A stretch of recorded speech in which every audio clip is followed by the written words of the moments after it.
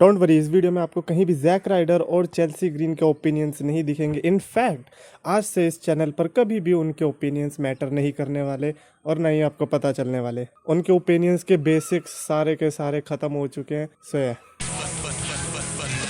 तो गैस, जो मैं चैंपियंस ऑफ द वर्ल्ड में 3DX चेतन, एंड मेरे को नहीं पूछना चाहिए था तो कैसे हो, because I feel like we all are sad. लीजिए, जो ब्रे वाइट की न्यूज़ थी इसने सबको हर्ट किया है। ब्रॉन स्ट्रोमन की न्यूज़ क्या कम थी कि अब ब्रे वाइट को भी निकाल दिया। भाई पूरी की पूरी वाइट फैमिली चली गई। Once they were consider as the future. मतलब एक टाइम था जब शील्ड और जब वाइट फैमिली की राइवलरी हुई थी, हमें पता चल गया था कि जो नई जनरेशन है this is the new generation. But unfortunately पूरी वाइट फैमिली WWE से आउट है and it is just sad to see. Of course official reports तो यही है कि ब्रे वाइट को मतलब WWE से रिलीज़ कर दिया गया। हाउएवर जो उनके वो आए हैं, क्या बोलते हैं, रीजंस आए हैं मेल्जर की तरफ से या जिस भी तरफ से, उनको मैं बिलीव करने से इनकार करता हूँ। बिकॉज मोस्ट प्रोबेबली मेरे को ये लगता है कि ब्रे वाइट पिछले कुछ टाइम से ठीक नहीं थे, तो हो सकता है कि उन्होंने खुद ने ये डिसीजन लिया हो। अगेन मैं इस पे भी बिलीव नहीं कर सकता बिकॉज प्रूफ नहीं है। और मेल्जर की बात पे बिलीव करूँ, मेल्जर वही बंदा है ना जिसने द फील्ड को 2019 में बेस्ट गिमिक का अवार्ड दिया था एंड देन 2020 में वर्स्ट का।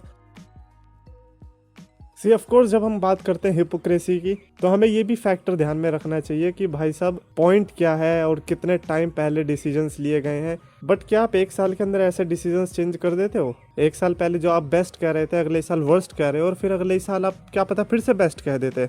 तो उसकी बातों पे लोग यकीन कर रहे हैं। एंड मेरे को ये कल्चर ही समझ में नहीं आता कि ब्रे वाइट का साथ देने के बजाय people are attacking WWE and इसके फ्लैग बियरर रही है Mickie James. And I am not going to be shocked because यही है। अगर आपको इंटरनेट पे लाइक्स चाहिए दबा के, आपको अपनी हाइप बटोरनी है, मिकी जेम्स जैसी रेसलर जो कि पिछले 4 साल में कुछ नहीं उखाड़ पाई, उन्हें पता है कि अब मैं WWE को अटैक करूंगी तो ही ये जो इंटरनेट के रेसलिंग फैंस है मुझे सपोर्ट करेंगे, तो ऐसे लोग फिर अटैक करने लगते हैं WWE को। And I never got the point. तुम्हारा गिमिक नहीं चला इसका ये मतलब नहीं है कि WWE ने कुछ नहीं किया। See that is why there are only few people जिनके लिए मेरी रिस्पेक्ट है। गाइस लाइक मालाकाई ब्लैक, मेरे को लगता है कि सबसे बढ़िया रिलीज उस बंदे की रही है जिसने सब कुछ मेंटेन करके रखा है। एंड मेरे को लगता है कि ब्रे वाइट भी ऐसा ही बंदा है। He is such a nice person. So I don't get the point कि भैया ये सुपरस्टार्स अपने ऊपर क्यों बात ले रहे हैं जब ब्रे वाइट की बात चल रही है। तो किसी भी दिन आप मेरे को कंपेयर करने को बोलोगे ब्रे वाइट, मिकी जेम्स और चेल्सी ग्रीन को, of course I am going to pick Bray Wyatt. But it was sad कि वो रिलीज हो गए। सो पीपल रिमेंबर कि किस तरह से AEW मेरे को सही लगती थी स्टार्टिंग में, देन बीच में तो भाई डामाडोल हो गया बिकॉज मेरे को नहीं समझ में आई वो फालतू की चीजें। बट नाउ आई थिंक मैं दोबारा से AEW देखना शुरू कर रहा हूँ इज बिकॉज कि अब वो WWE ही लग रही है मेरे को। और अभी तो जब CM पंक, डैनियल ब्रायन और ब्रे वाइट जैसे सुपरस्टार्स भी अगर आ गए तो कोई पॉइंट ही नहीं बनता डायनामाइट मिस करने का। पर्सनली अगर मैं मतलब हर चीज़ को असाइड कर दूँ और आप मेरे से पूछोगे कि ब्रे वाइट को क्या लगता है तुम्हारे हिसाब से क्या करना चाहिए, मेरे हिसाब से AEW में जाना चाहिए। बिकॉज लेट्स बी ऑनेस्ट, अगर WWE के अलावा कोई टॉप डॉग है इस समय रेसलिंग में तो वो AEW ही है।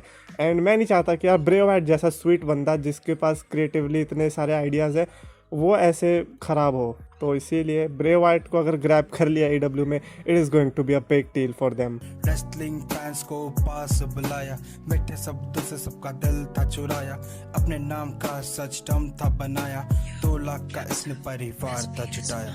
पर समय की मार है या मेहनत की हार है, ये खुद को बदलना तो मेरे शब्दों के विचार है। अफसोस है कि आज सबने इसको भुलाया, फ्राइडेज को इसने RKO था लगाया, फ्राइडेज को इसने